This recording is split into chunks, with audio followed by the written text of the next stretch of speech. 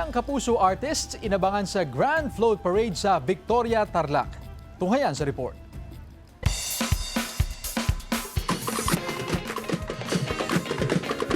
Napuno ng galak at masiglang diwa ng kapistahan ang Kanibon Festival sa Victoria, Tarlac na ipinagdiriwang tuwing buwan ng Pebrero. Ang kanibon o kanlungan ng mga ibon ay selebrasyon ng pagpapahalaga sa bird sanctuary ng bayan na matatagpuan sa Barangay Canarem. Tahanan ito sa iba't ibang species ng ibon. Ito rin ang tema sa kanilang Grand Float Parade na dinagsa ng libo-libong bisita. Pumarada ang mga float na tadtad ng makukulay na dekorasyon. Dumagdag din sa sigla ng parada ang mga street dancer. Maganda po yung performance nila kasi makukulay po sila. Tampok din sa parada ang GMA Regional TV Float sa kayang ilang kapuso artist.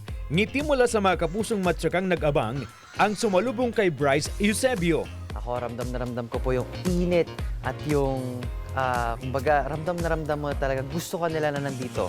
Gusto ka nila na makisaya sa kanila, sa festival nila. Kaya ako naman bilang bisita, bilang dayo, ako gusto ko po talaga ulit bumalik dito. Naramdaman din ang kilig ng fans nang masilayan na ang hating kapatid cast member na si Vince Maristela. Siyempre, sobrang nag-enjoy talaga ako dahil kinikilala ako ng mga tao as Wesley sa show ko ng Hating Kapatid na nag-air ng hapon. And siyempre, masaya din kasi parang nakikita ko silang masaya eh. Sinulit naman ng mga kapuso ang chance na makaselfie si sparkle artist Ara San Agustin. Maraming salamat. Thank you for coming out and seeing us.